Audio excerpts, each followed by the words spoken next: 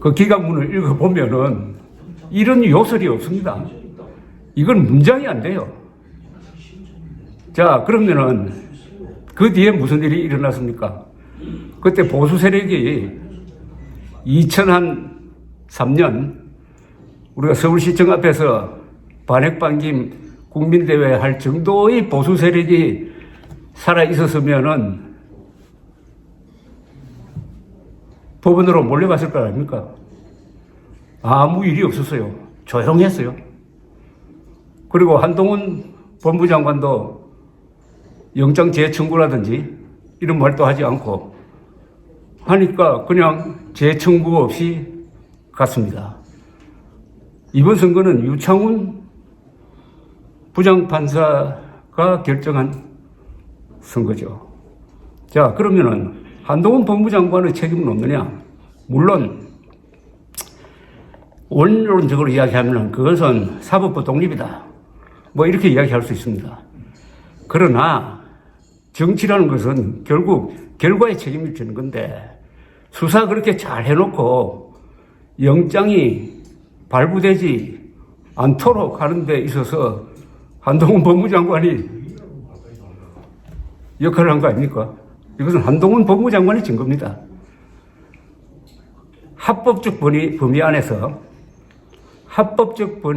안에서 모든 수단을 강구를 해가지고 영장이 떨어지도록 만들어야 되는 것 아닙니까? 또 그때 얼마나 유리했습니까? 저는 발부될 것으로 확신을 했습니다. 발부를 안 하는 게 그게 말도 아니고. 그러면 한동훈 법무장관이 무능한 겁니다. 무능. 이번 선거를 분석하는데 저는 키워드가 무능이 옵니다. 윤석열 대통령이 이번에 결국 심판을 받았는데 윤석열 대통령이 오만이 심판받았습니까? 불통이 심판받았습니까? 저는 그건 아니라고 봐요. 과거에 우리나라 역대 대통령 산업화 시대에 오만 불통 대통령이 있었어요. 그러나 그 사람들은 유능했습니다. 오만하고 불통해도 이승만처럼, 박정희처럼, 전두환처럼, 노태우처럼 또는 이명박처럼 유능했습니다. 보수는 다소 독단적이고 부패하는지는 모르지만은 유능하니까 다른 게 다 덮여지던 거 아닙니까? 그러나 이번에 선거를 치르면서 윤석열은 그리고 한동훈은 무능한 사람이었어요. 윤석열 대통령이 총선을 앞두고 저런 의료개혁을 왜 합니까 도대체?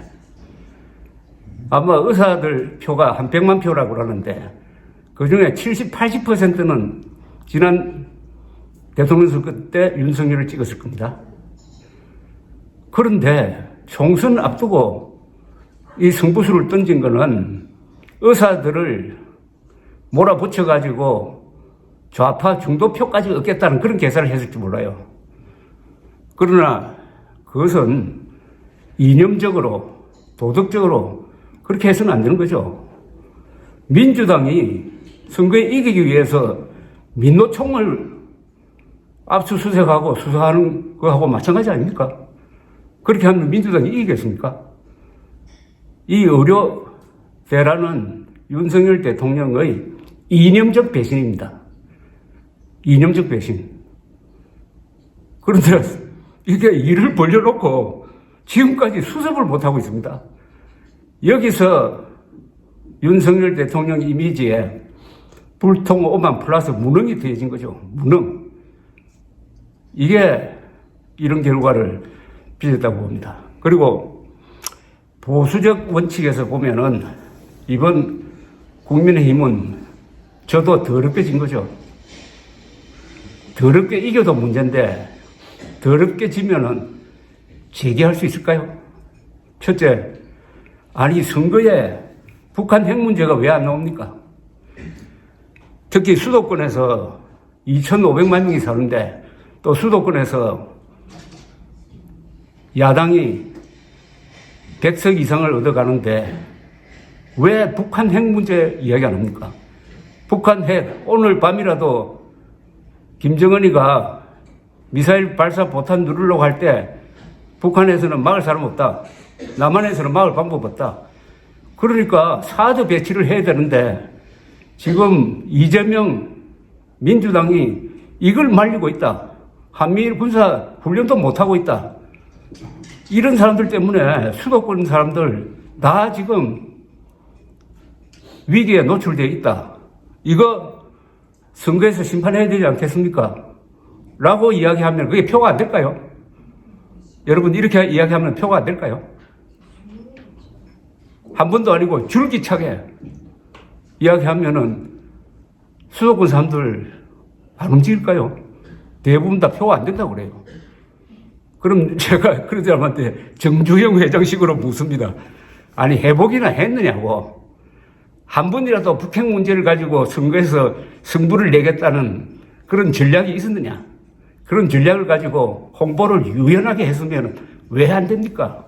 그걸 안 했어요. 그 다음에 여기 계시는 분들하고 직접 관계되는 게 2002년에 노무현이가 신행정 수도 건설이라는 대국민 사기극으로 대통령에 당선되었을 때 그 다음에 이명박 시장이 헌법소원을 해가지고 거기서 이겼잖아요.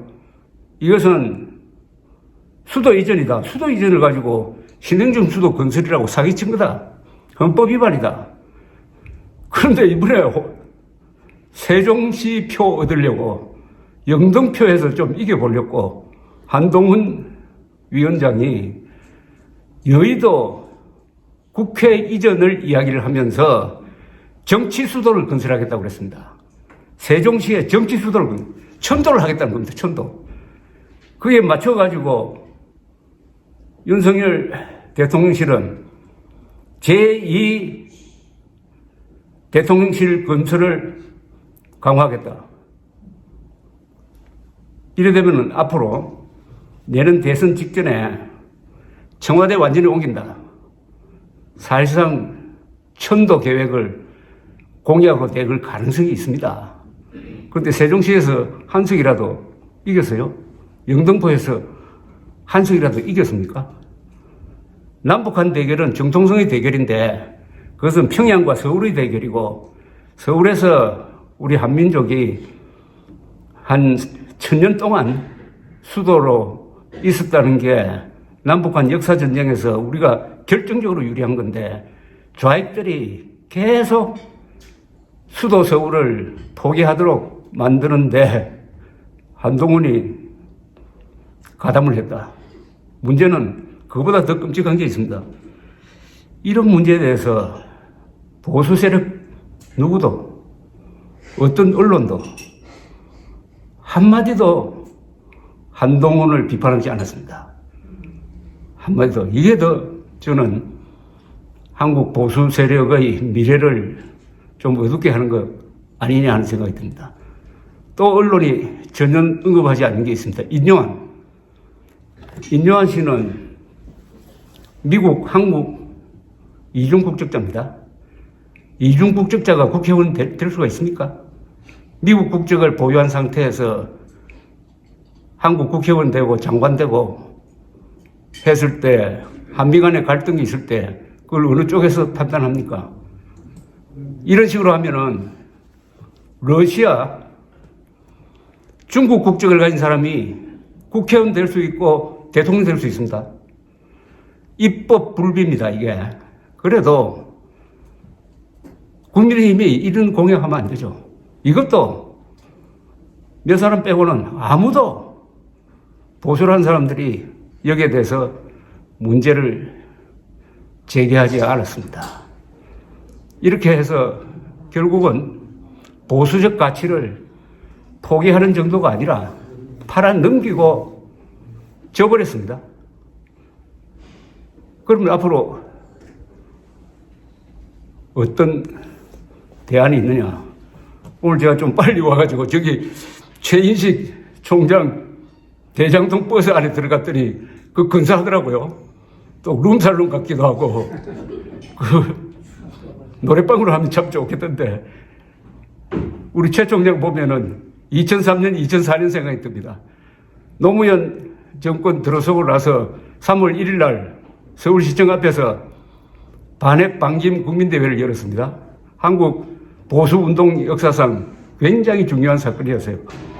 그거를 기획한 사람이 지금 돌아가신 김상철 변호사, 그때 이상훈 개헌군인회 회장, 서정갑 국민행동본부장, 그 다음에 그때 사무총장 했던 분이 최인식 총장.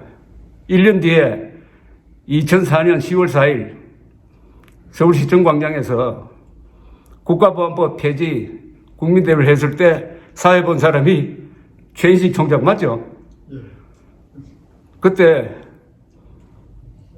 야당 대표로 나와서 연설했던 분이 김문수 의원 맞죠?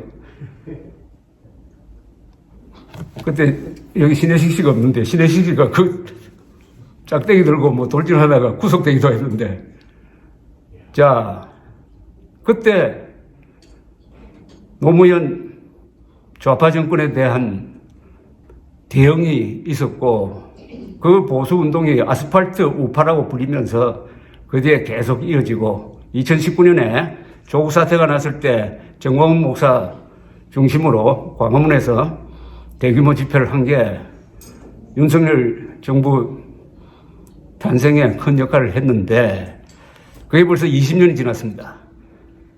거기 참여했던 분 중에, 초창기에 참여했던 분 중에 벌써 고인이 된 분이 이상훈, 김상철, 허문도 뭐 이런 분들인데, 자, 이제 이런 보수로서는 위기인데, 이런 위기를 돌파하는데, 그때 그 아스팔트 보수식의 대응이 20년이 흘렀는데 과연 될 것이냐? 이제는 변해야 되는 것 아니냐 하는 생각이 듭니다. 강한 사람이 오래 남는 게 아니라 변하는 사람이 오래 생존하듯이 이제 국힘당이 과연 보수정당이냐? 요새 유행하는 말로 윤석열과 한동훈은 보수 괴멸의 역사적 사명을 띠고 이 땅에 태어났다는 말이 지금 유행을 하는데, 이게 농담 아니잖아요, 사실. 이번 선거를 통해서 윤석열도 한동훈도 국민의힘도 보수라고 볼 수 없는 상황이 벌어졌습니다. 그런데 여기 하나, 이번 선거에서 아주 주목할 점이 있습니다. 그거는 이준석의 개혁신당입니다. 이준석이 지역구에 나와가지고 당선될 거로 보는 사람 별로 없었어요. 그것도 화성을 동탄 지역. 여기는 대대로 민주당 60% 이상 받는 데인데, 맨땅에 헤딩하듯이 거기 출마한다고 하더니 처음 여론조사 나왔을 때 50대 20이었어요. 그런데 올라가기 시작했습니다. 그런데 한동훈이 아주 잔인하게도 거기다가 자객 공천까지 보냈네. 그 사람이 이번에 17%까지 갔어요. 그러니까 이준석은 자객으로부터 칼에 찔린 상태에서 1대2로 싸워서 이겼습니다. 그거 대단하지 않습니까?